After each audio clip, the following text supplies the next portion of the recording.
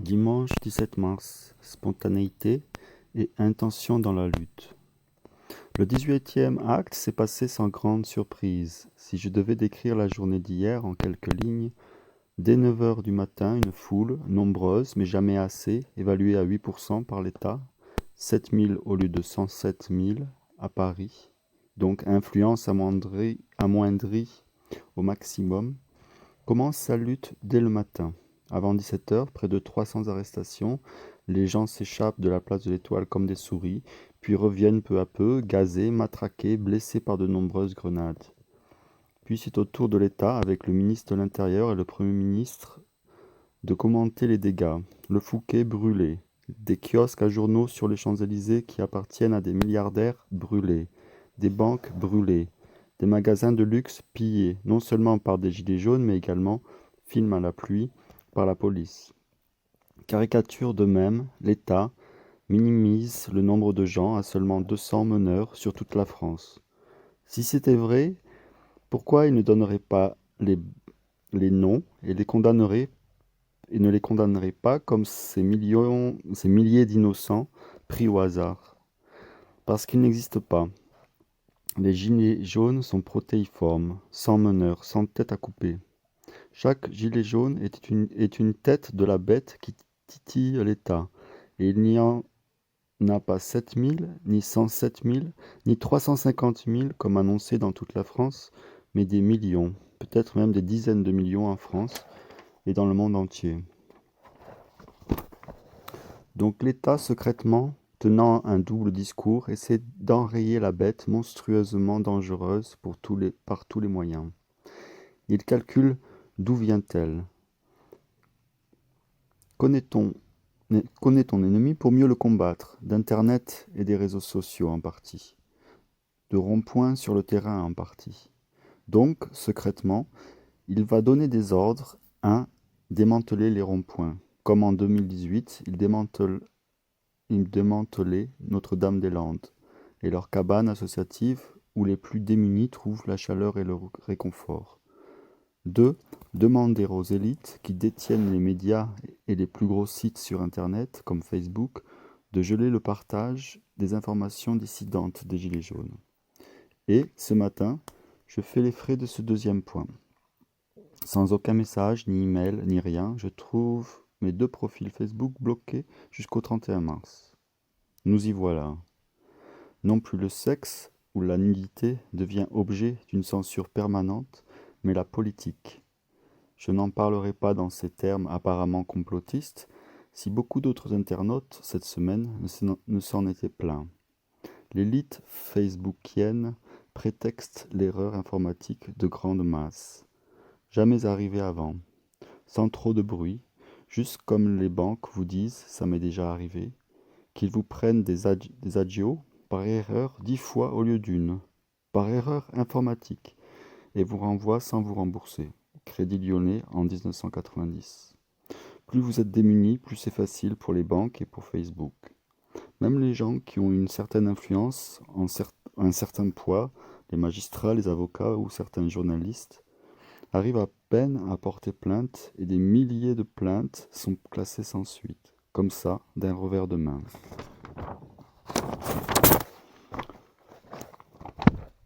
La société comme elle se profile fait peur. Cette absence d'éthique qui est aux manettes s'aggrave ou aggrave semaine après semaine les atteintes aux droits des personnes. Leurs réactions éclatent dans la rue forcément. Comme un chant du cygne, ils veulent croire que l'union fait la force, mais s'aperçoivent que le combat est rude, semble même perdu d'avance, et surtout que s'il commence aujourd'hui sans pouvoir s'arrêter, c'est que de l'autre côté, le pouvoir semble immense et inatteignable. On se trouve alors dans un cas d'histoire cyclique où seule une opération de grande envergure et qui dépasse la nation peut affronter l'autre bête et lui couper les quelques têtes malades qui la possèdent, comme un démon possède un demeuré, une hystérique. Le démon de la finance sévit en France, en Europe et dans tout le monde. Il persécute ceux qui n'acceptent plus ses règles du jeu. Il est malin mais n'invente rien. Son but est de permettre à une élite de continuer leur train de vie malgré que la donne terrestre ait changé. malgré l'épuisement des ressources et le doublement de la population sur Terre en à peine un demi-siècle, de 1968 à 2019. 2 révolutions humaines, l'une finalement petite mais avec un écho considérable, l'autre bien plus importante en termes de victimes, de prisonniers, comme si on ne pouvait pas recommencer la première, une deuxième fois, sans inventer une autre façon de marquer l'histoire du pays. Hier donc n'a pas été ce jour où s'est cristallisée la révolution citoyenne tant attendue par le peuple français, comme si la réalité avait rejoint les millions de têtes de la bête des Gilets jaunes. On n'a rien inventé hier qui puisse contrer l'autre bête aux têtes beaucoup moins nombreuses, donc en réalité plus vulnérables, mais dont la matière est plus effrayante, plus nouvelle aussi, et surtout plus inhumaine. Car la raison pourquoi la bête géante des Gilets jaunes n'atteint pas vraiment la bête nauséabonde qu'elle doit mettre hors d'état de nuire, c'est que la première bête est humaine. Comme la bête humaine de Zola, elle est émotive, émue par chacune de ses têtes coupées, même si elle en possède des millions. Elle est aussi peu sûre d'elle-même, car l'erreur est humaine. Elle a trop peur que certaines têtes se mettent à délirer et à jouer du couteau dans le vide, à devenir inhumaines, comme dans l'autre camp. Alors que dans l'autre camp, justement, si une des têtes s'affaiblit, on ne le sait pas.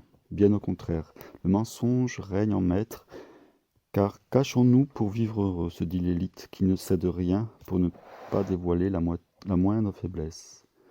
Dès qu'elle faiblit, la bête de l'élite cache l'info, détruit les preuves et les sources, étouffe dans la multitude du mensonge et l'émotion qu'elle crée sa faiblesse qui disparaît aux yeux de l'autre bête. On dit que la bête humaine, en face, est idiote. Mais comme un cheval auquel on met des ornières dès la naissance, la bête humaine n'arrive à s'émanciper des mensonges, manipulations et intimidations auxquels chacune de ces millions de têtes démunies pour la plupart doit faire face semaine après semaine. Ce n'est de bêtise que pour tenter de l'affaiblir davantage, avec l'espoir que tout d'un coup, la bête humaine se démantèle, s'autodétruise comme habituellement cela lui arrivait jusqu'à présent. Pour conclure sur ce combat entre ces deux monstres, l'un humain, l'autre au contraire inhumain, et dont j'ai peu parlé tant elle se cache et tant la stigmatiser ne ferait que la servir, en rendant la description du combat plus douloureux pour nous, qui cherchons une issue au combat. Je répondrai à ceux qui, comme à leur habitude, me demanderont « Mais alors que peut-on faire ?» On ne doit pas se poser cette question, non pas qu'elle serait taboue, mais parce qu'elle est inutile.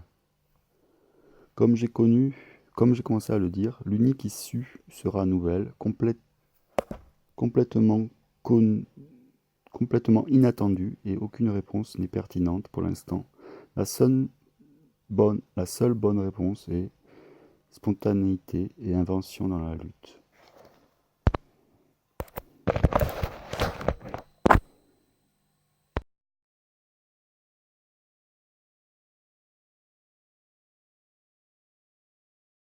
Les médias, vous en pensez quoi? Les médias officiels forment ce que j'appelle le quatrième pouvoir de l'oligarchie. C'est-à-dire que vous avez l'oligarchie en 4 pouvoirs. Le pouvoir politique, le pouvoir économique, le pouvoir administratif et judiciaire et le pouvoir médiatique. Aujourd'hui, vous avez des médias qui ont été rachetés par des milliardaires. Vous imaginez bien que dès lors que des médias appartiennent à des milliardaires, leur ligne idéologique et politique sera forcément défendre les intérêts de ceux qui les possèdent. Donc ces gens-là... Donc ces gens ne sont pas indépendants. Ils ne sont pas indépendants. Parce que dès lors qu'un journaliste ose me dire qu'il est indépendant, alors qu'il est salarié privé en CDI, vous imaginez bien que, imaginez sur BFM, vous aurez un journaliste qui dirait « écoutez, je trouve qu'il y a des vertus, je sais pas moi, dans le communisme. » Vous croyez qu'il va continuer à présenter son journal? Non. Parce qu'il va à l'encontre de la ligne idéologique de celui qui possède le journal. Donc quand les journalistes disent qu'ils sont indépendants, ce n'est pas vrai, ils ne sont pas indépendants. La preuve en est, dans le traitement médiatique, on voit bien que systématiquement, là regardez, on est en plein délire. Imaginez Kim Jong-un qui ferait des discours pendant 7-8 heures, qu'est-ce qu'on dirait pas? On dirait, c'est la Corée du Nord, on est dans une dictature. En France, on a un président qui monopolise les médias, qui est retransmis en direct pendant 7 heures. Et on ne trouve rien à redire. Et surtout, on nous dit que c'est un débat national. Mais monsieur, vous savez ce que veut dire le mot débat? Débat, vous et moi, nous débattons. Dialoguer. Et c'est un débat contradictoire. Mais lorsque vous avez des gens qui posent des questions et que le président y répond, c'est une conférence. Parce que si vous enlevez le public, Et donc du coup, les médias sont complices de ça, quoi. Mais bien sûr, il n'y a qu'à voir la ligne des éditorialistes. Lorsque par exemple ils disent... Vous pensez à qui spécialement à peu près quel journaliste spécifiquement? Je parle à Jean-Michel Apathy, vous prenez par exemple Yves Calvi. Regardez Yves Calvi ce qu'il fait sur CNews. Lorsqu'il se permet de dénigrer les gilets jaunes. Est-ce qu'il est dans son rôle de journaliste? Je reçois quotidiennement des courriers de mamans qui élèvent 2 enfants toutes seules, qui gagnent 1350 € par mois et qui voudraient pouvoir faire leurs courses normalement le samedi, mener une vie normale et qui ont donc les mêmes difficultés qu'une partie des gilets jaunes dont nous parlons, mais qui n'ont pas sombré dans la violence et qui en tout cas pensent qu'au bout de 8 semaines ça suffit. Le phénomène des gilets jaunes regarde ce que l'on sait aujourd'hui via Internet et via la mobilisation notamment sur les ronds-points. N'est-il pas une escroquerie, j'ai envie de vous dire une escroquerie intellectuelle? C'est-à-dire qu'on s'est laissé impressionner par 287 000 personnes. Est-ce qu'il est un militant macroniste ou est-ce que c'est un journaliste? Je rappelle qu'il existe une charte, la charte de Munich, qui dit que les journalistes ont pour mission d'informer afin que la population puisse se faire sa propre opinion. Et pour vous, ils n'informent pas? Ils n'informent pas. Ils font de la propagande ou pas? Bien sûr qu'ils font de la propagande. Ils font du militantisme journalistique. Et j'enlève le mot journal. Parce qu'encore une fois, il faut que les journalistes reviennent à leur véritable essence et profession. Informer la population afin de réveiller le libre arbitre. Donc ce n'est pas Yves Calvi de me dire si les gilets jaunes c'est bien pour le pays ou pas. Lui il doit juste donner les informations afin que moi citoyen je me fasse ma propre opinion. Donc les journalistes n'ont pas à nous faire la morale, ils n'ont pas à nous dire ce qui est bien, ce qui est mal, ils n'ont pas à nous dire quel système économique est mieux pour le pays ou pas, quel parti politique je dois voter ou pas. Ce n'est pas leur mission.